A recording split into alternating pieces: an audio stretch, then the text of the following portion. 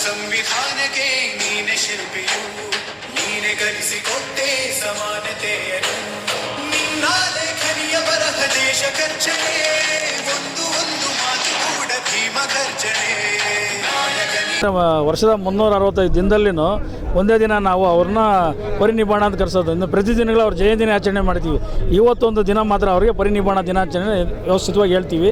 ಭಗವಂತ ಅವ್ರಿಗೆ ಇನ್ನೂ ಆಯುಸ್ ಕೊಡಬೇಕಾಗಿತ್ತು, ಏನೋ ಕಾರಣಾಂತರದಿಂದ ಅವರು ನಮ್ಮನ್ನೆಲ್ಲ ಬಿಟ್ಟು ಅಗಲಿದ್ದಾರೆ.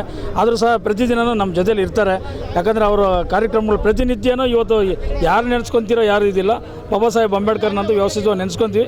ಮುಂದಿನ ವರ್ಷದಲ್ಲಿ ನಮ್ಮ ಜೈ ಭೀಮ್ ಅಖಿಲ ಭಾರತ ದಲಿತ ಕಿರಿಯರ ಸಮಿತಿ ವತಿಯಿಂದನೇ ಒಂದು CMಗೆ ಮತ್ತು ಸಮಾಜ ಕಲ್ಯಾಣ ಸಚಿವರಿಗೆ ಒಂದು ಲೆಟ್ರ್ ಕೊಟ್ಟು ಇಲ್ಲಿ ಒಂದು ಲೈಟ್ಗಳೆಲ್ಲ ಹಾಕ್ಬಿಟ್ಟು ಲೇಸರ್ ಲೈಟ್ಗಳು ಹಾಕ್ಸ್ಬಿಟ್ಟು ಒಳ್ಳೆ ವ್ಯವಸ್ಥಿತವಾಗಿ ಮಾಡಬೇಕನ್ನೋದು ನಮ್ಮ ಮನಸ್ಸಿಗೆ ಇರ್ತದೆ, ನಮ್ಮ ಗುರಿಯಾಗಿರ್ತದೆ.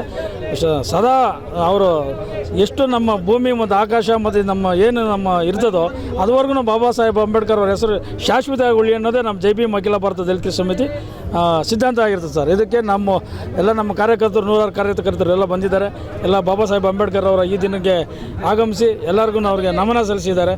ಬಾಬಾ ಸಾಹೇಬ್ ಅಂಬೇಡ್ಕರ್ ಅವರ ನೆನಪು ಪ್ರತಿ ನಮ್ಮ ಜೊತೆಯಲ್ಲಿ ಇರಲಿ ಅಂತೇಳಿ ಅನಿಸುತ್ತದೆ. ಜೈ ಭೀಮ್, ಜೈ ಭಾರತ್, ಜೈ ಅಂಬೇಡ್ಕರ್.